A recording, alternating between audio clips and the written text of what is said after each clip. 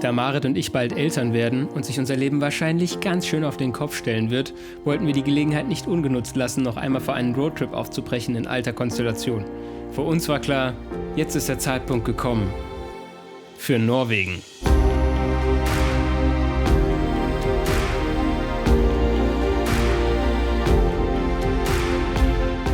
Dafür hatten wir uns mit 3,5 Wochen Zeit im Gepäck vorgenommen, Südnorwegen einmal zu umrunden.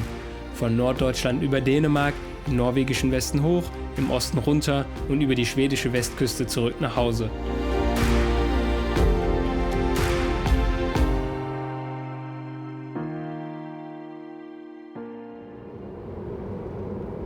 Auf der ersten Etappe ging es für uns nach Bagdaheide für einen Besuch bei den Großeltern. Während wir letztes Jahr auf dem gleichen Weg nach Finnland gut durch den Verkehr gekommen waren, blieben wir dieses Mal erst im Stau stecken und auch beim Versuch, auf die Landstraße auszuweichen, ging es nicht wirklich besser voran. Mit der zweiten Etappe ging es dann nach Hirtshals im hohen Norden Dänemarks, um am nächsten Tag die Fähre nach Kristiansand zu nehmen und bis nach Ålgård weiterzufahren, einem etwas ruhigeren Ort nahe der vielbesuchten Stadt Stavanger. Je weiter wir in den Norden kamen, desto entspannter wurde die Fahrt. Gestartet sind wir mit Regen, LKW-Kolonnen und Baustellen. Angekommen sind wir mit freien Straßen und Sonnenschein, sodass wir bei Ankunft in Hirtshals noch einen unverhofft traumhaften Nachmittag am Strand verbringen durften.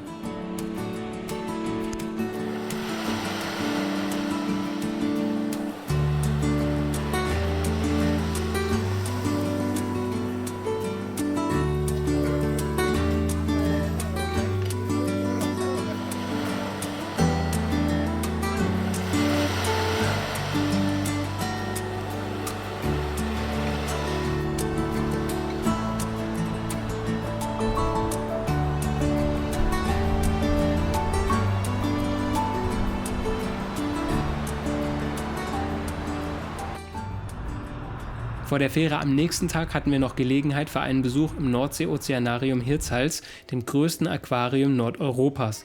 Hier kann man sich anschauen, welche Fischarten unter anderem auch in den Fjorden Norwegens beheimatet sind.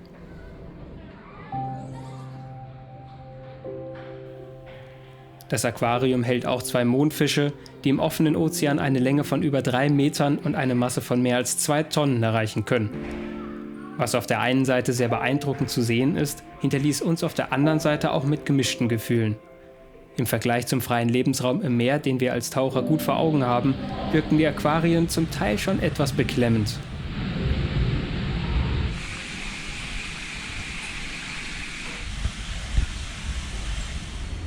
Direkt gegenüber des Aquariums befinden sich die Fährterminals, wo wir am Mittag schließlich mit der Fähre nach Kristiansand ablegten.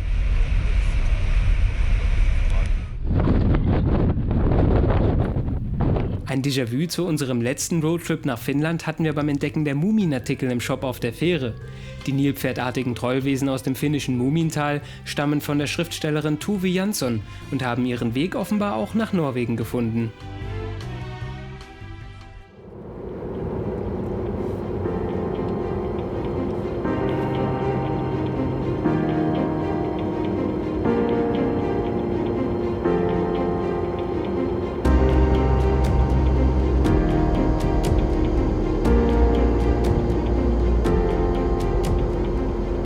Nachdem wir unser Airbnb bezogen und lange mit dem Besitzer über das Leben in Norwegen gequatscht und dabei auch viele hilfreiche Tipps für die Umgebung bekommen hatten, ging es am nächsten Morgen auf die Fähre zum Lyssefjord, der bei Touristen vor allem wegen des Preikestolen bekannt ist. Unser Airbnb-Host hatte wegen des hohen Besucheraufkommens uns allerdings vom Preikestolen abgeraten. Da man mit Schwangerschaftswoche 28 schon fast zu dritt auf Reise ist, wollten wir es auch erstmal langsam mit einem Spaziergang angehen. Wobei uns letztlich doch der Tatendrang überkam, die erste Wanderung wenigstens zu versuchen. Immerhin hatte die Frauenärztin uns auch grünes Licht dafür gegeben. Und so ging es auf unbefestigten Wegen, zunächst ein bisschen bergauf und dann, typisch Norwegen, so richtig bergauf. Wir hatten ehrlich gesagt erwartet, spätestens an dieser Stelle umkehren zu müssen. Die Aussicht war ja auch auf der ersten Etappe schon sehr eindrucksvoll gewesen. Aber da ging tatsächlich mehr, als wir erwartet hatten. Und so marschierten wir langsam und mit ausreichend Pausen Richtung Gipfel. Was eine Aussicht. Krass. Ja, was soll man sagen? Die Mühe für den Aufstieg hat sich auf jeden Fall gelohnt.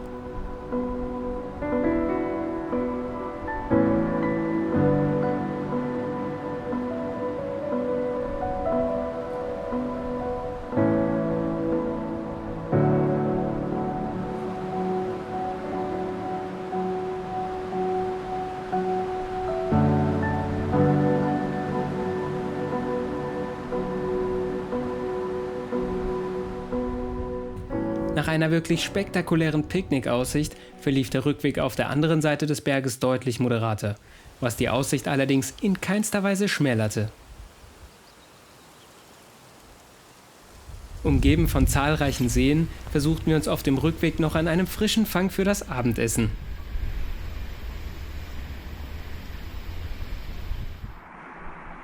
Frisch gefangene Forellen. Am nächsten Tag entschieden wir uns für eine etwas leichtere Wanderung abseits der Fjorde.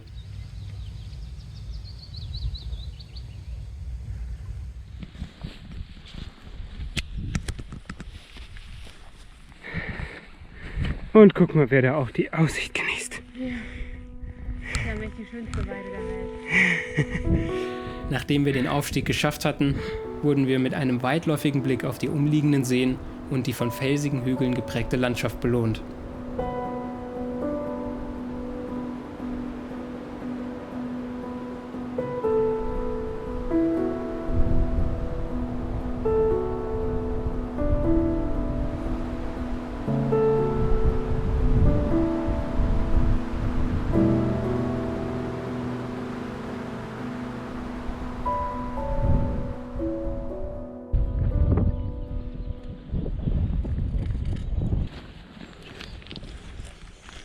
In den landwirtschaftlicher geprägten Gebieten trifft man häufig auf frei herumlaufende Gruppen von Pferden, Kühen und vor allem Schafen. Sie sind einfach überall und für uns mittlerweile ein untrennbarer Teil der südnorwegischen Landschaft. Vielleicht rufen die auch nach der Mama. Vielleicht ist das da hinten die Mama.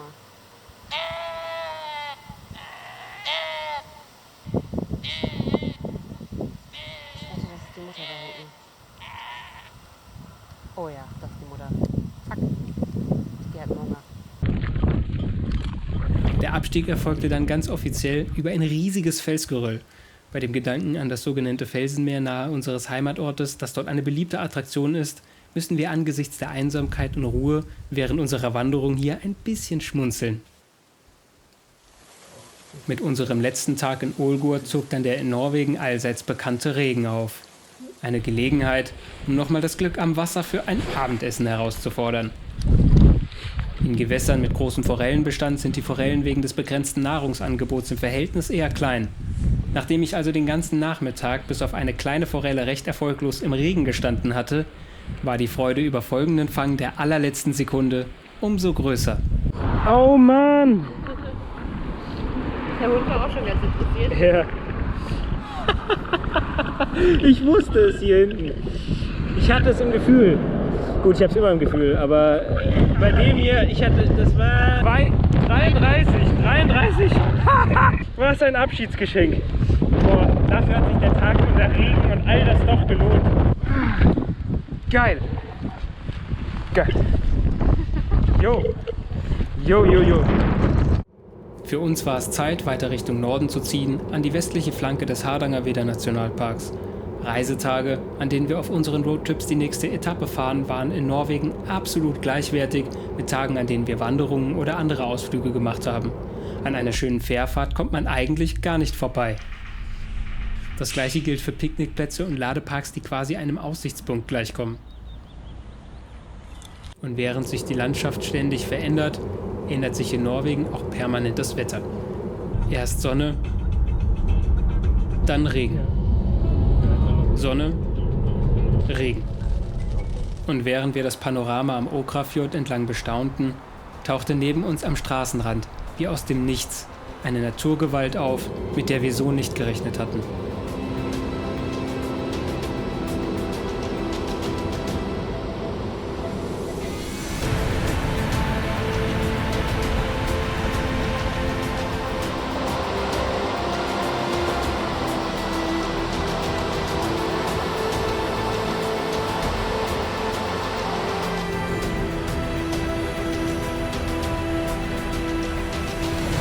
Dieser majestätische Wasserfall, der in den Åkrafjord fließt, heißt Langfossen und ist mit 612 Metern Höhe einer der größten Wasserfälle der Erde.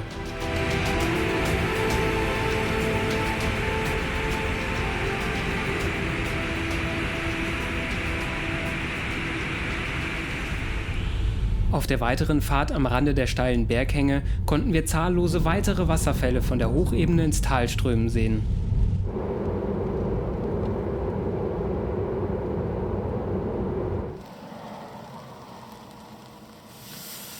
Auch die Straße entlang des Sørfjords bei Odda gleicht einem ewigen Panorama. Umso überraschter waren wir von dem Anblick einer Zinkschmelze inmitten dieses Naturjuwels. Was wir im Spaß fortan als Sarumans Ork-Fabrik bezeichneten, schließlich liefert die mystische Landschaft in Norwegen viele Vorlagen für Herr der Ringe-Assoziationen, hat leider eine ernste Vorgeschichte. Wie wir nachlesen konnten, wirkt die Fabrik nicht nur wie ein abrupter Stilbruch in der malerischen Natur rund um Odda, sondern stellte vor allem in der Vergangenheit auch eine erhebliche Belastung für das Ökosystem dar. Als Anfang des 20. Jahrhunderts die Industrie in Odda zu expandieren begann, es jedoch noch keine Reinigungsauflagen zu Abwässern und Emissionen gab, verlor die bereits damals schon bei Touristen als Naturparadies beliebte Region in kürzester Zeit all ihre Anziehungskraft. Die Luftverschmutzung durch die Schmelzöfen kam schlimmer, als die meisten Leute sich das vorher hatten vorstellen können, da der Smog im Windschutz der Berge im Tal stecken blieb. Und die Leitung der mit Schwermetallen belasteten Abwässer in den Fjord führte dazu, dass Ende der 70er Jahre die nationale Umweltbehörde den Sørfjord zu einem der am stärksten verschmutzten Meeresgebiete der Welt erklärte. Der Meeresboden im Innersten des Fjords war praktisch leblos. Im Anschluss wurde die Verschmutzung deutlich strenger überwacht und auch wenn die Natur sich bereits viel Verlorenes wieder zurückgeholt hat, wird es wohl noch Jahrzehnte andauern, in denen die restlichen Spuren der Verschmutzung im Fjord nachweisbar sein werden. Obwohl das Wasser in Norwegens Seen und Flüssen an vielen Stellen Trinkwasserqualität hat und viele Fjorde mit einem guten Fischbestand gesegnet sind, haben wir in diesem Fjord sicherheitshalber auf das Angeln verzichtet, auch wenn dieser Fischer sich offenbar von der Fabrik nicht hat stören lassen.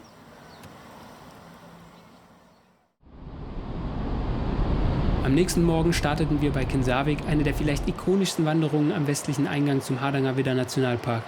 Der Beschreibung folgend sollten hier gleich mehrere große Wasserfälle auf dem Weg liegen. Hinter einem Wasserkraftwerk ging es dann erstmal ziemlich steil nach oben, um Strecke auf dem Weg in den höher gelegenen Nationalpark zu machen.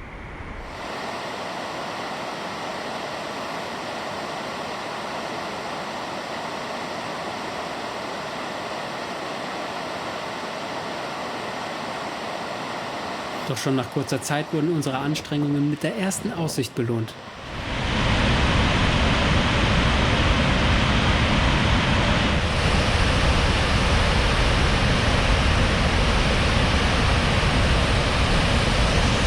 Der aufziehende Regenschauer konnte uns daher nicht vom weiteren Aufstieg abhalten, da nach ein paar sonnigen Tagen zu Anfang unserer Reise der norwegische Dauerregen allmählich zum ständigen Begleiter geworden war, gehörte das für uns irgendwann zu einem echten Norwegen-Abenteuer einfach dazu.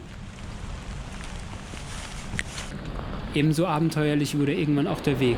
Wir müssen hier nur den glatten Stein einmal überqueren, was bei Nässe gar nicht so einfach ist. Bis wir schließlich auf einer geradezu malerischen Lichtung ankamen. Gerade durch den Regen auch nochmal hat es eine besondere Stimmung.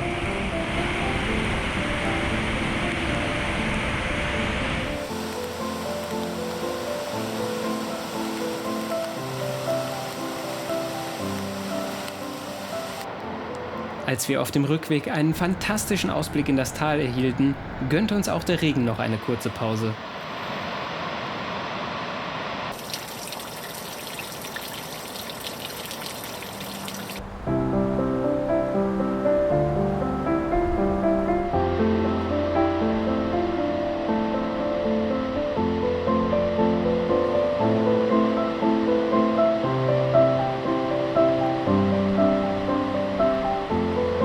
Und obwohl es am Ende wieder anfing zu regnen, oder vielleicht auch gerade deshalb, ist uns diese Wanderung als eine der intensivsten unserer Reise in Erinnerung geblieben. Geil.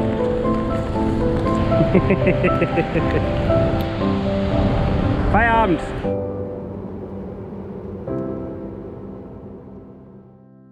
Auch am nächsten Tag begaben wir uns auf eine Wanderung, diesmal mit dem Ziel, einen höher gelegenen Aussichtspunkt mit Blick auf den Fjord zu erreichen. Nachdem das Tor unten verschlossen war, Gab es die Abkürzung. Die hat es in sich. Nachdem wir eine Abkürzung steil bergauf durch den Wald hatten nehmen müssen, da der ausgeschilderte Weg durch ein verschlossenes Privatgelände geführt hätte, erreichten wir schließlich doch noch unseren Aussichtspunkt. Anders als am Tag davor hätte es diesmal einen komfortablen Unterstand gegeben.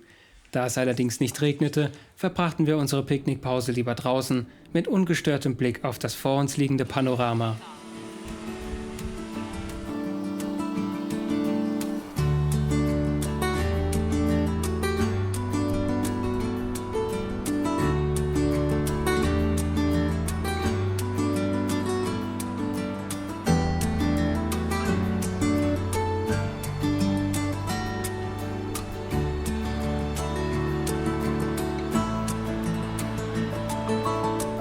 An den steilen Berghängen vor der Hardanger Widder wird Obst angebaut, vor allem Äpfel, die zu Apfelsaft und Cider verarbeitet werden. Die hohen Berge stoppen die Regenschauer aus dem Westen und es entsteht ein vergleichsweise mildes Mikroklima in der Region, das den Obstanbau ermöglicht und darauf hindeutet, dass auch hier, zumindest ab und zu, die Sonne scheint. Anders sieht es mit den endlos vielen Tunneln aus, die Norwegen auch im tiefen Winter noch zugänglich machen. Auffällig fanden wir die unterirdischen Verkehrskreisel, die durch ihre stimmungsvolle Beleuchtung irgendwie an einen Wellnessbereich erinnern. Zur Überquerung der Fjorde gibt es neben den Fähren auch viele Brücken, die nicht selten für eine spektakuläre Aussicht sorgen. Für uns war es Zeit für einen Reisetag, der uns weiter Richtung Norden in die Nähe des Geirangerfjords führen sollte, vorbei an zahllosen malerischen Wasserfällen.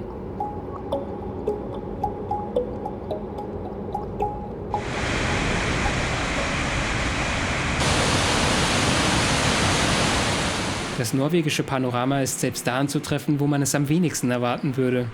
Geil, das ist ja mega.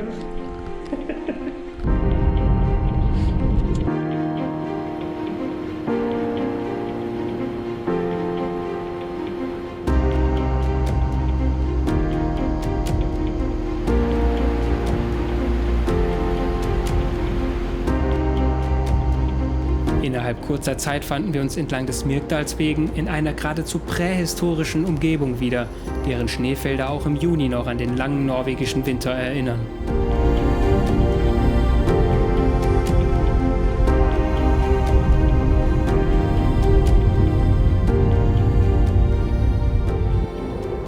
Im darauffolgenden Tal folgten wir spontan der Ausschilderung zu einer nahegelegenen Stabkirche.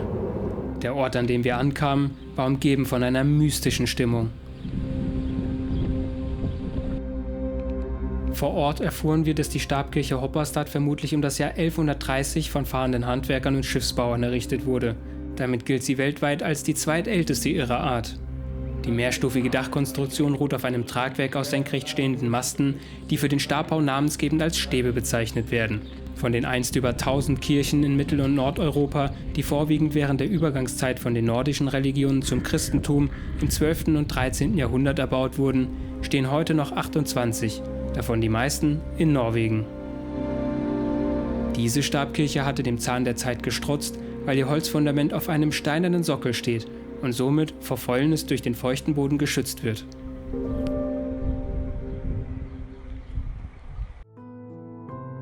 Durch den Besuch der Stabkirche noch in eine besondere Stimmung versetzt, stellten wir auf der weiteren Fahrt nicht zum letzten Mal während unserer Reise fest, dass Norwegen bei Regen und Nebel zweifellos eine magische Anziehungskraft hervorruft.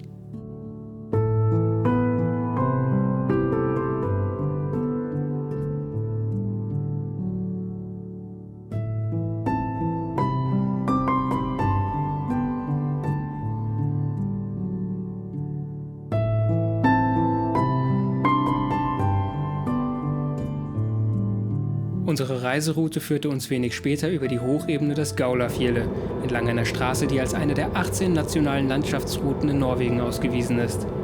Während sich die Straße eindrucksvoll die Ebene hinaufschlängelt, wartet oben angekommen ein spektakulärer Blick in das Tal. Insgesamt 40 Eiszeiten waren es, die Norwegens außergewöhnliche Landschaft geformt haben, durch die jahrtausendelange Arbeit am Felsgestein von Eis und Schmelzwasser.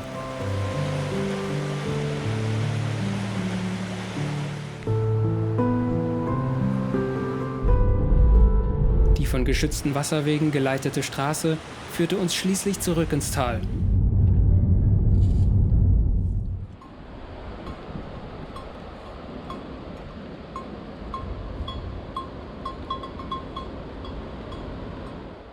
Jetzt in unsere Hütte, bevor wir hier nass regnen. Gut. Da es am nächsten Morgen vergleichsweise viel regnete, nutzten wir die Gelegenheit, um die Erlebnisse der vergangenen Tage ein wenig zu verarbeiten.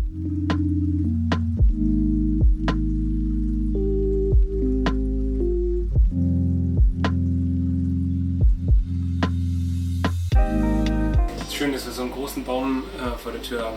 Ja, finde ich auch. Das haben wir in Offenbach nicht. Nee.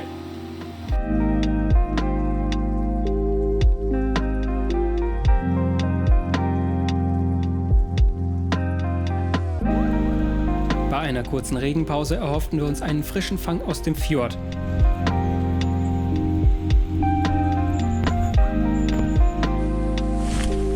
Da wir bislang ausschließlich im Süßwasser geangelt hatten, staunten wir über folgenden Fang nicht schlecht.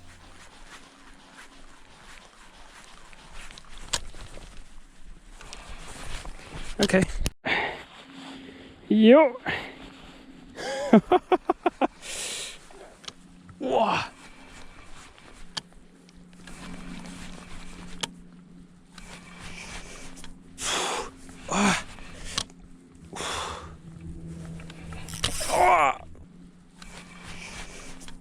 Boah, das ist ein Vieh. Pollack wahrscheinlich. Junge, Junge, Junge, Junge. Das ist ja... Wahnsinn. Das ist Mittagessen. So, wir gehen einmal um die Ecke. Und hier Brutzelt es auch schon? wird gerade der selbst gefangene Fisch in der Pfanne gemacht. Und boah, diese Filets sind so dick. Krass. Am nächsten Tag reisten wir weiter Richtung Hellesylt entlang eines Panoramas, das durch das Zusammenspiel von Licht und Wolken über dem Fjord in eine mystische Stimmung getaucht war.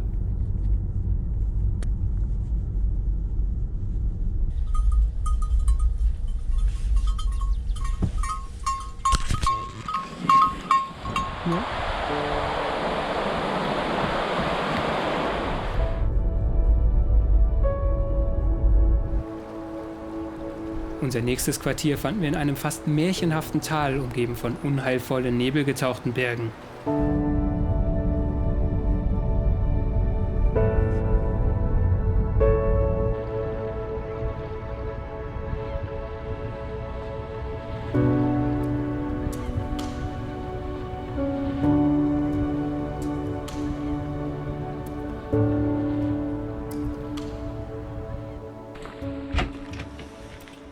Nachdem wir unsere Hütte bezogen hatten, wanderten wir am nächsten Morgen einen steilen Serpentinenpfad bergauf, der als Teil einer alten Postroute im 19. Jahrhundert von Postboten genutzt worden war, bevor die Post ab 1867 schließlich per Dampfschiff auf dem Fjord verschickt wurde.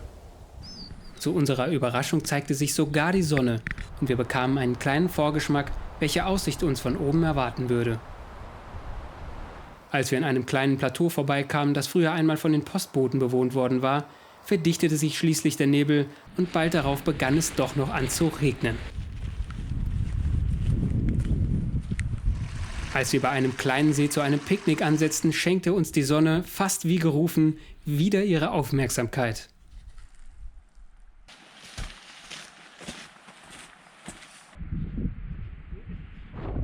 Bevor wir die Poststraße verließen, um in Richtung eines Gipfels weiterzulaufen, erhielten wir Ausblick darauf, wie sich der alte Weg auf der anderen Seite durch ein grünes Tal windet.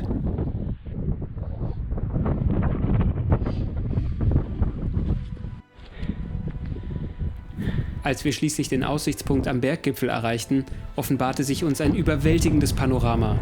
Die Sicht auf den Fjord und die umliegenden Klippen war schlicht und ergreifend spektakulär.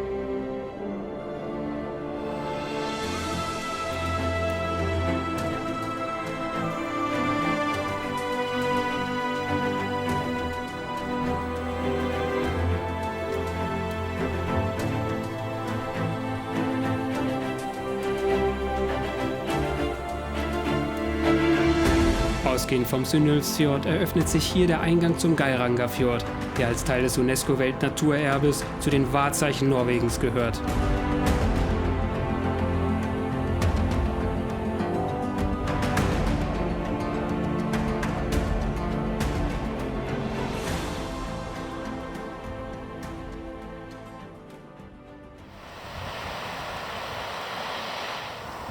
Auf dem Rückweg zeigte sich das Wetter so unschuldig wie schon lange nicht mehr, sodass an den Regenschauer während des Aufstiegs nur noch ein kleiner Regenbogen erinnerte.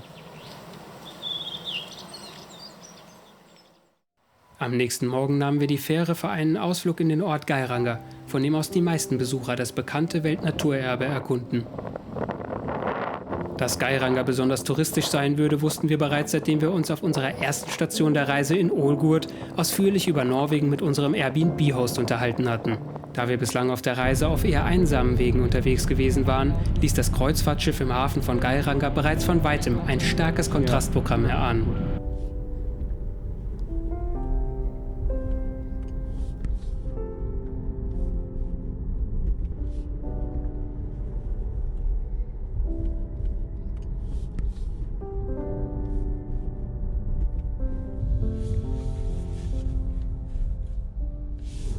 Weit weniger besucht war dagegen die wohltuend einsame Landschaft auf der nahegelegenen Hochebene. Doch als wir zurück in Hellesylt angekommen waren, lag mittlerweile auch hier ein Kreuzfahrtschiff im Hafen und in dem zuvor eher ruhigen Ort herrschte ein geschäftiges Treiben. Da unsere Hütte in einem benachbarten Tal recht einsam gelegen war, konnten wir uns allerdings leicht vom Besucheransturm zurückziehen. Umso wohltuender war die Ruhe am Wasser, während wir das Abendessen fingen.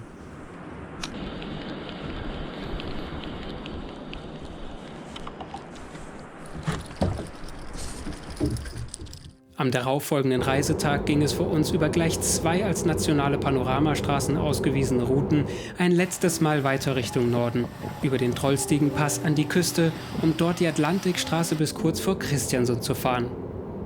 Zur Überquerung einer Hochebene passierten wir in kurzer Zeit scheinbar mehrere Jahreszeiten. Angefangen bei einer sommerlichen Wiese fanden wir uns wenige Minuten später in einer winterlichen Umgebung wieder, die sich bald in eine mystische Nebellandschaft verwandelte.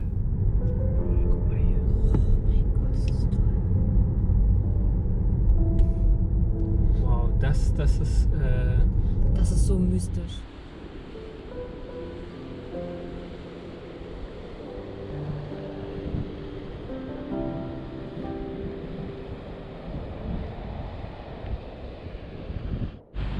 So, wir sind bei Trollstigen angekommen, bei dem Aussichtspunkt. Und wie man sieht, ist es hier schon ein bisschen touristischer als woanders. Der Trollstigenpass ist eine beeindruckende Serpentinenstraße, die sich in 11 Haarnadelkurven ins Tal schlängelt. Der Blick ins Tal und auf die umliegenden Wasserfälle ist nicht nur von der Aussichtsplattform spektakulär, sondern ist auf der gesamten Fahrt allgegenwärtig.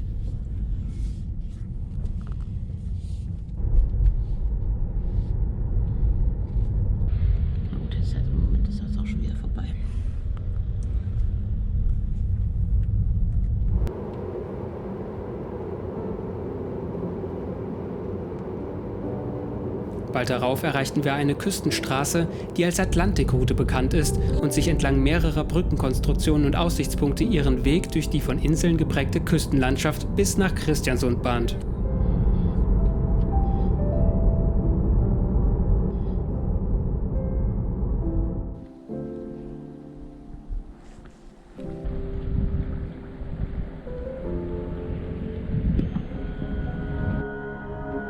Auf dem Weg stießen wir auch auf Spuren des Zweiten Weltkriegs. Ein Radar, das die deutsche Besatzungsmacht hinterlassen hatte als Teil einer über 2600 Kilometer langen Verteidigungsanlage, dem sogenannten Atlantikwall, zeugt noch heute von einem dunklen Kapitel der Weltgeschichte.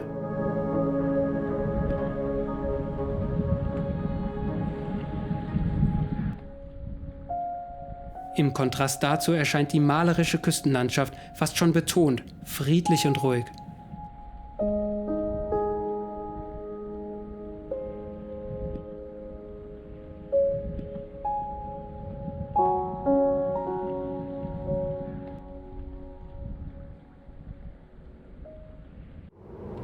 Als wir am nächsten Tag Richtung Winstra ins Inland aufbrachen, staunten wir nicht schlecht, als wir nach Tagen endloser Bewölkung einen strahlend blauen Himmel erblickten. Nahe unserer Unterkunft machten wir einen Abstecher zur Stabkirche Quarnes. Die etwas moderner wirkende Form ist unter anderem auf mehrere bauliche Veränderungen bis in die Mitte des 17. Jahrhunderts zurückzuführen, obwohl die Kirche ursprünglich vermutlich noch deutlich früher erbaut wurde. Ein Highlight für uns war die Route am Rande des Rondane-Nationalparks. Umgeben von Seen und Bächen erscheint das Plateau wie eine grüne Oase.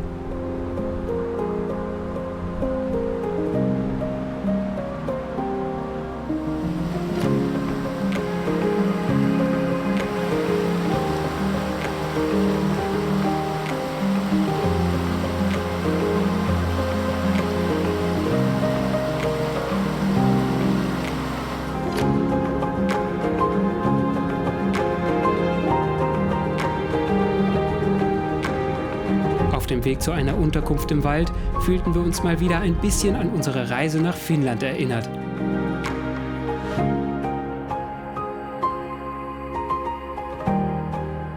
Der höher gelegene Blick auf den See und die umliegenden Berge waren dann doch eher norwegisch.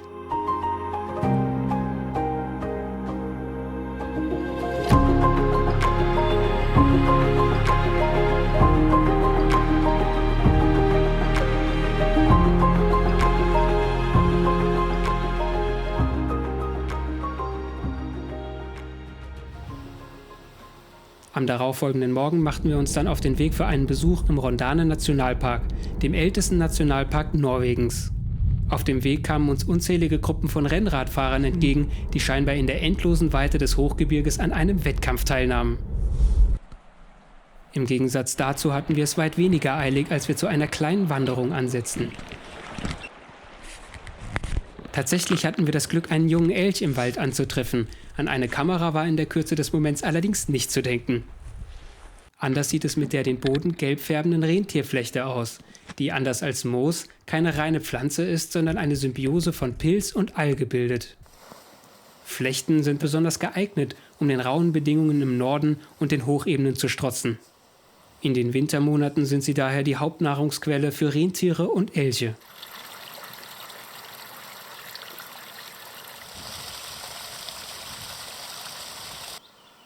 Das dominierende Element in der Natur der Hochebene ist zweifellos Wasser.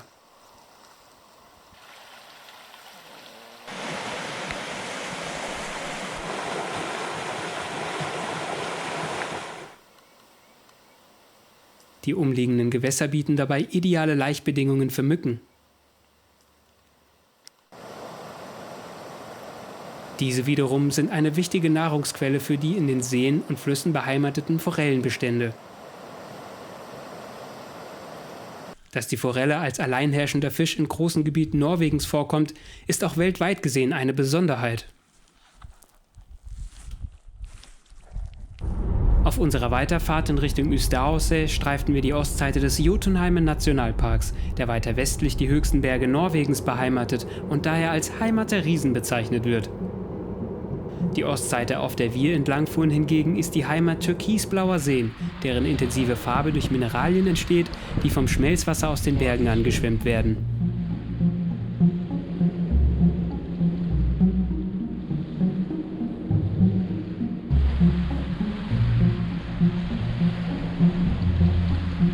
Die Straße, die durch das Gebiet führt, ist als nationale Panoramaroute ausgewiesen und gehört damit zu den schönsten Straßen Norwegens.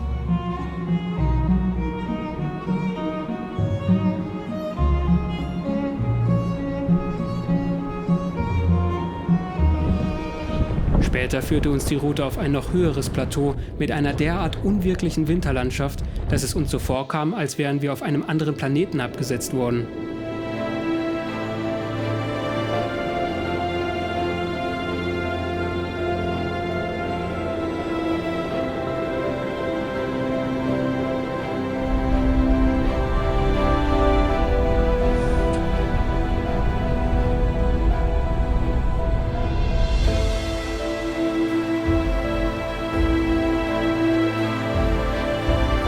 Weiter unten unten schlängelt sich eine ländliche Straße durch das Tal, die unter anderem für den Milchtransport in den 50er Jahren gebaut wurde und daher heute noch als die Milchstraße bezeichnet wird.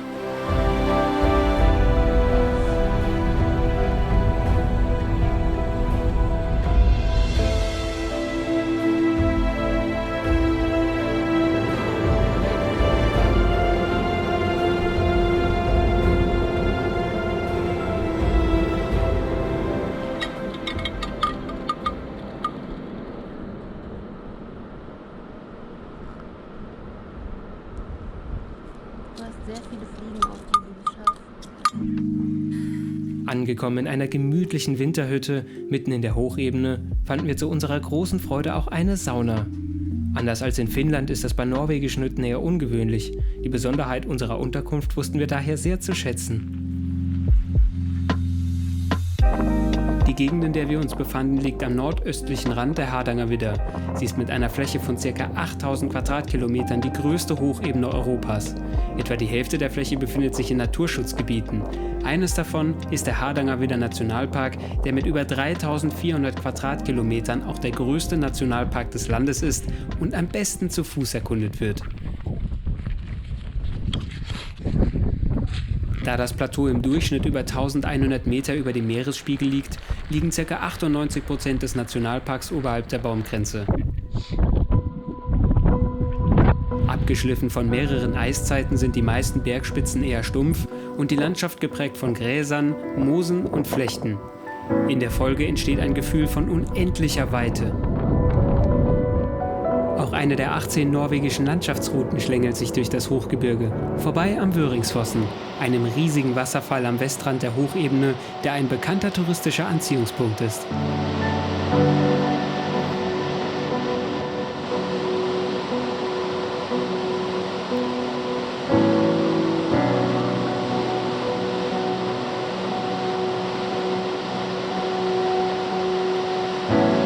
Mit etwas Glück und einer günstigen Perspektive lassen sich hier gleich mehrere Regenbögen beobachten.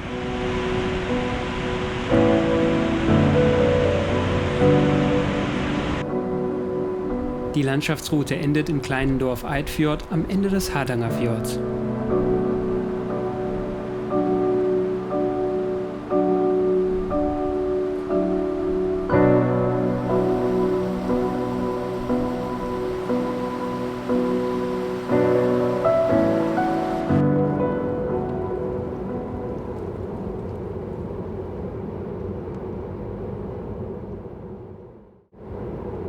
Um möglichst viele Landschaften Südnorwegens zu sehen, brachen wir am nächsten Morgen zu einem Tagesroadtrip auf.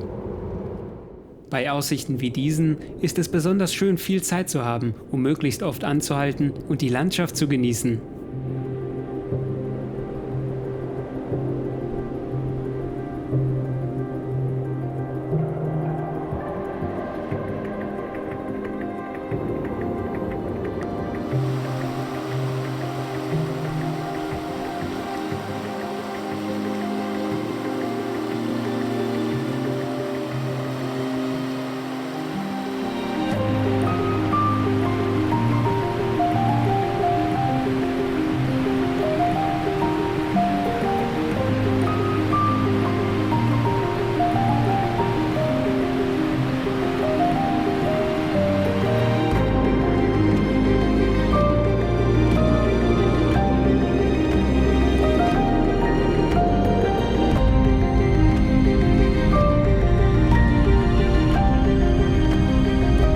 Verkehrsteilnehmer sammeln sich gelegentlich vor Tunnelbaustellen, durch die man von einem sogenannten Ledebil geleitet wird, einem Lotsenfahrzeug, das an die vom Flughafen bekannten Follow-Me-Autos erinnert. Am Aurlandsfjord angekommen, bekamen wir ein letztes Mal die Gelegenheit auf unserer Reise, die epische Schönheit der norwegischen Fjorde zu bewundern.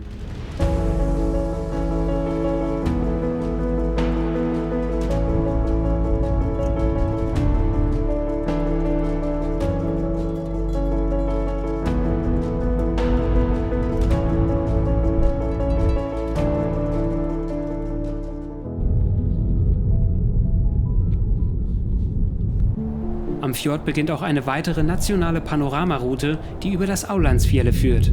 Das Hochgebirge ist einen Großteil des Jahres mit Schnee bedeckt und wird daher auch Schneestraße genannt.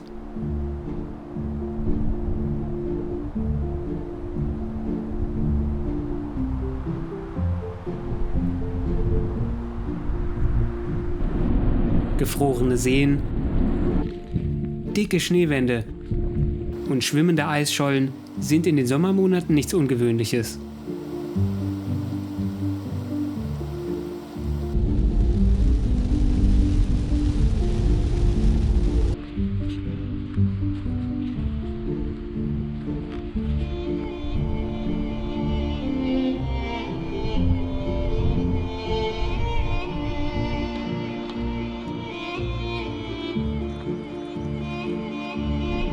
Auf dem Weg statteten wir der Stabkirche Burgund einen Besuch ab, die als besonders nah an ihrem Originalzustand erhalten gilt. Da die umliegenden Gräber an den historischen Kirchen auf ewig Bestand haben, sind hier auch Grabsteine aus älteren Jahrhunderten anzutreffen.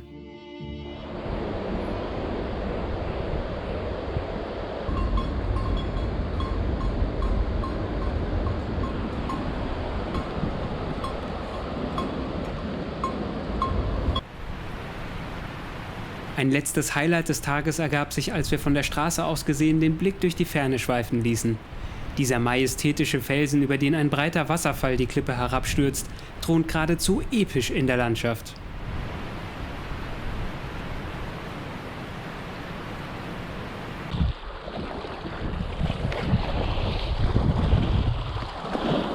Auch wenn wir mal wieder nicht wollten, dass der Tag zu Ende geht, mussten wir uns letztlich, im Gegensatz zur unermüdlichen Mitsommersonne, der Müdigkeit geschlagen geben.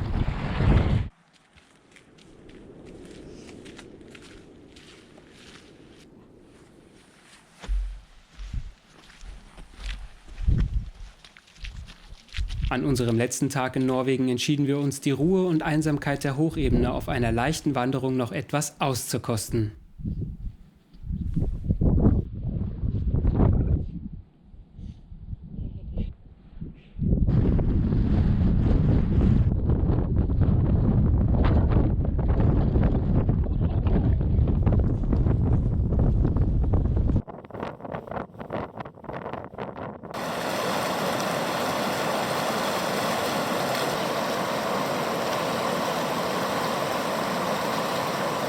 Weiter unten im Tal stießen wir auf einen reißenden Fluss, der von der Hardanger Widder gespeist wird.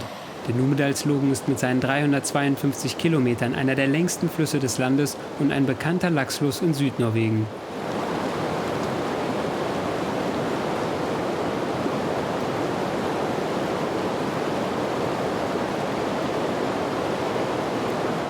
Für uns war es an der Zeit, langsam wieder Richtung Süden zu ziehen.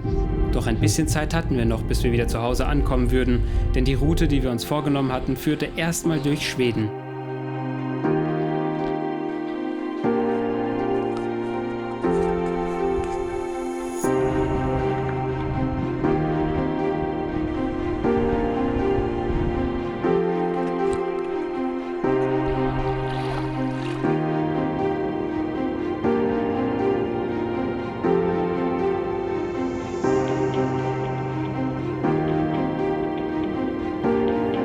Ja, die zahlreichen Staus ab der deutschen Grenze schenken wir uns und schauen lieber noch einmal zurück auf ein unvergessliches Abenteuer.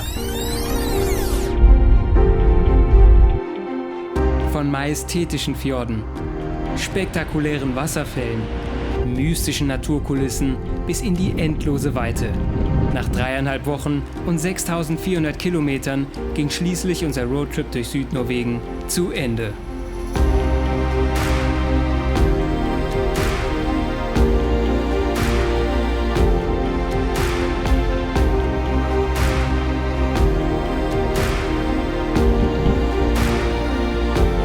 Jo.